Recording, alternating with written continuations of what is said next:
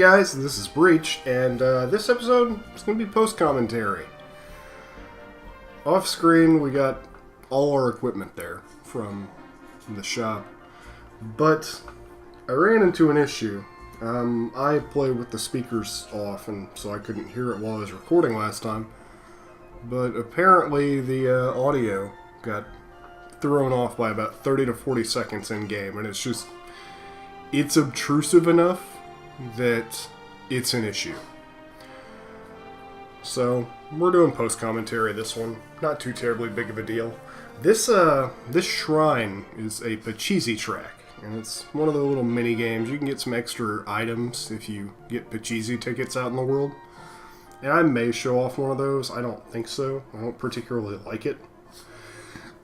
But today, we're going after that golden crown that the king told us about. We got a new enemy here, Killer Bee. They're really just a palette swap of the sting wasps.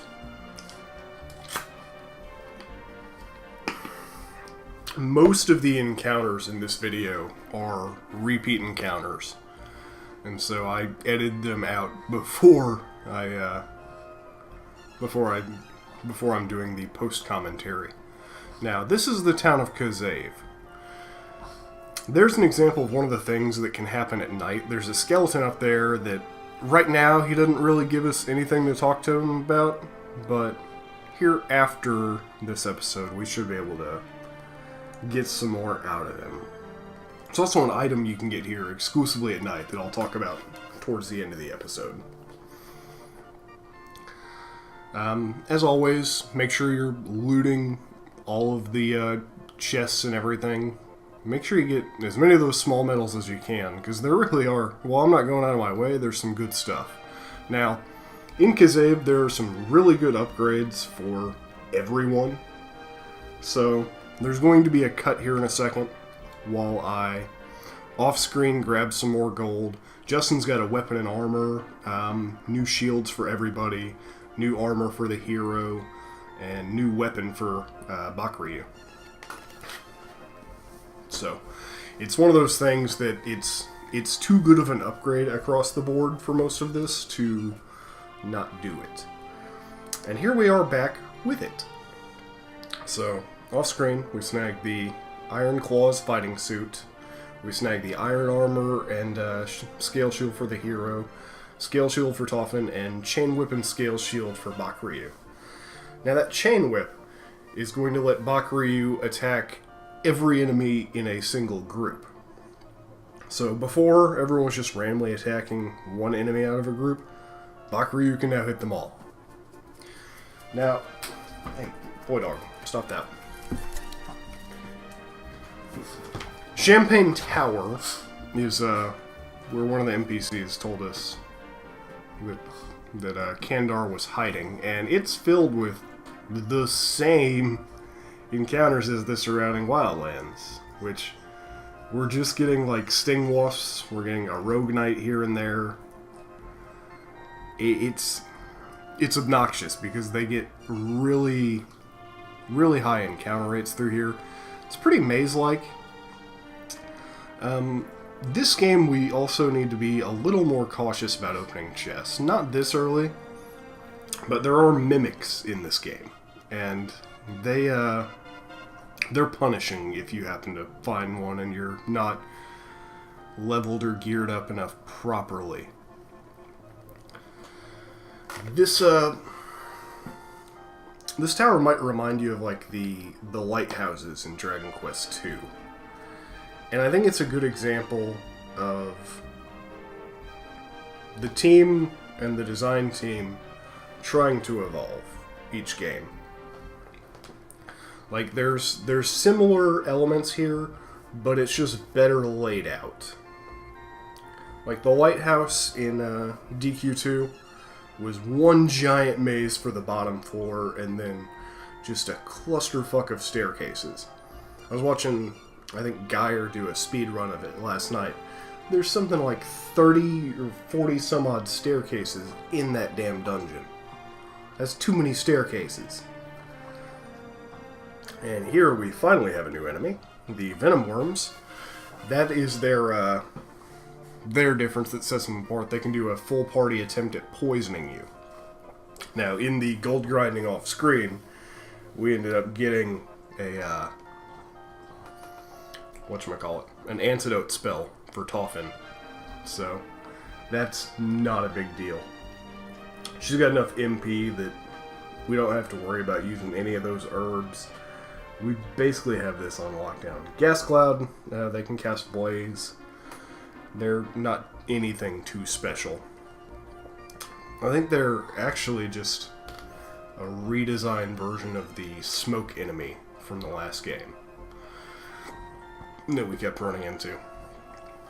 And our plan of attack for these is going to be trying to take out the Venom Worms.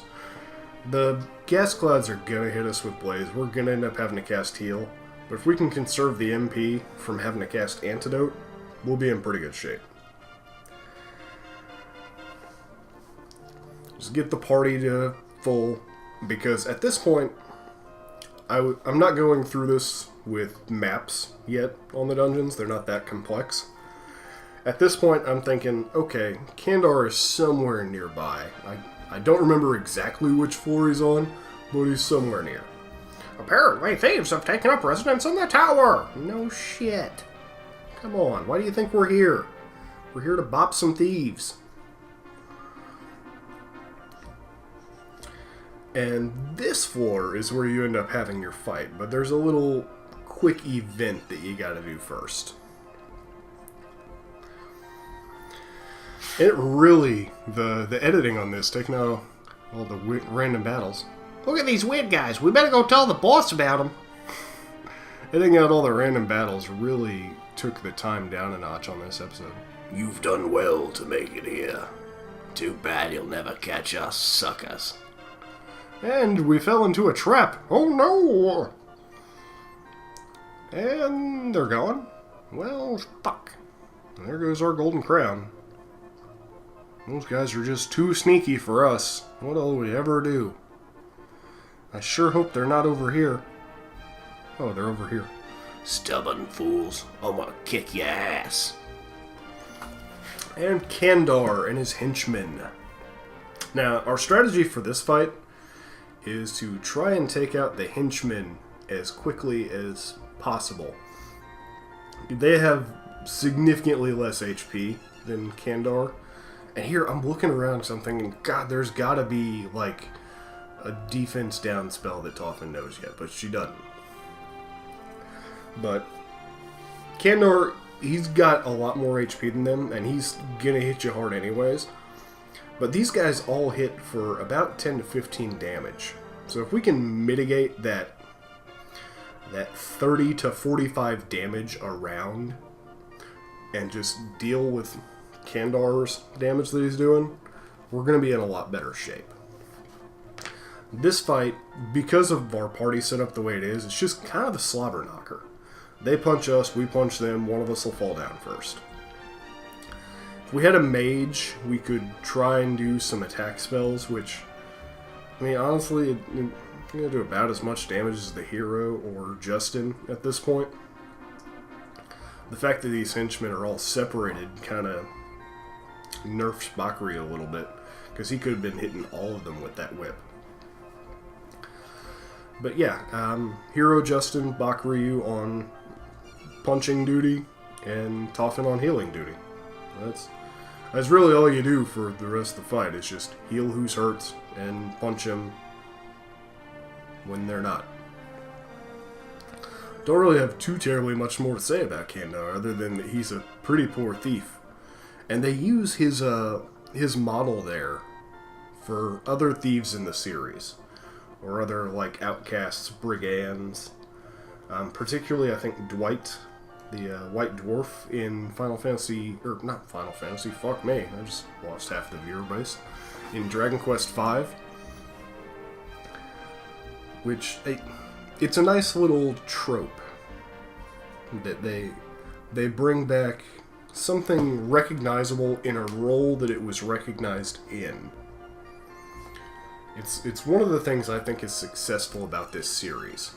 Because while they experiment and they change things around, 610 experience. Woo! Justin reaches level 12.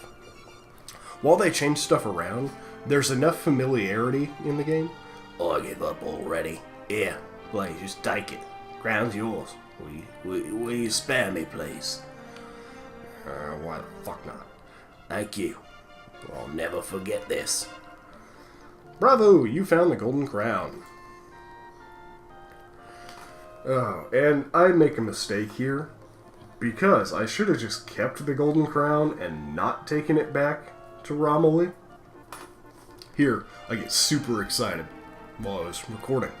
Because I forgot that the return spell works like a zoom spell. You can choose where you go. It's not just the last place you saved. Like, we finally got that in the game, which is such a blessing. So we got the golden crown. Is this guy going to recognize us as true heroes? Then and a little bit more. I feel like we got ourselves stuck in a but thou must. Oh, this is amazing! You've returned the golden crown! You're a true hero, you'd make a great king. If you agree, the throne will be yours immediately. So how about it? Would you like to become this country's new ruler? No, you'll never have this chance again. I won't let you reconsider this. For the last time, would you like to be this country's new ruler?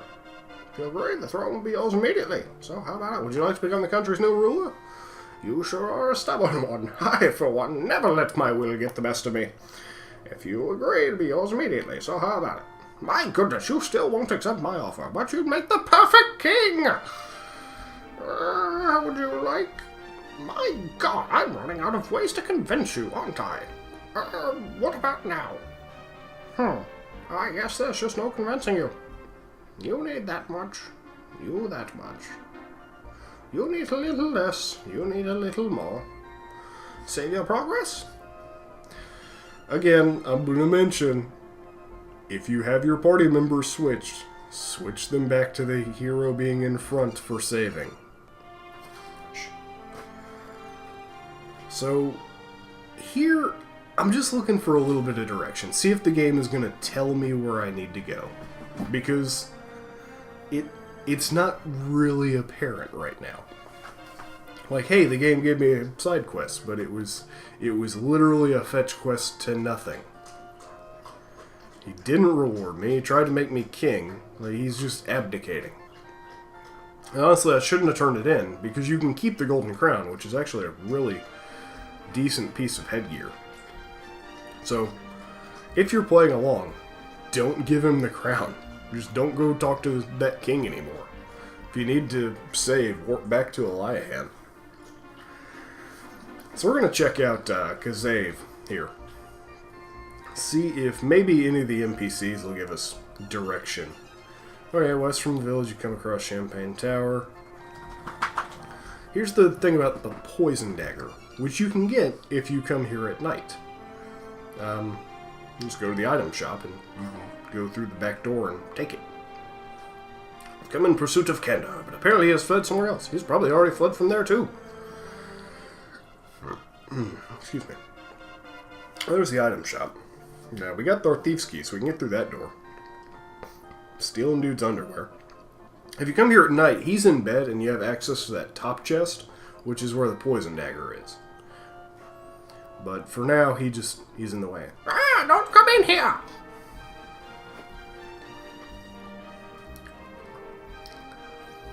Now, we listen to some gossipers. Because the villagers made the elves angry, the whole village was put to sleep. It's pretty difficult to believe this, but apparently there's an entire village that sleeps somewhere in this world. Local diner, relax, enjoy yourself. I'm so sorry, guys. I'm doing the post-com early in the morning before I go to work. Well, let's loot this little kid's life nut. I'm sorry, that broke me a little. Okay, kid, you need to stand still so I can talk to you. You want to meet with Mama and Papa? They'll be back in the evening. Well, this isn't particularly a comfortable place to be found. Let's get the fuck out of here before anyone starts thinking things are the way they aren't. And next time, we'll go visit Noniel's, the sleeping town. Thank you for tuning in. Hope you've had a good one. Peace out.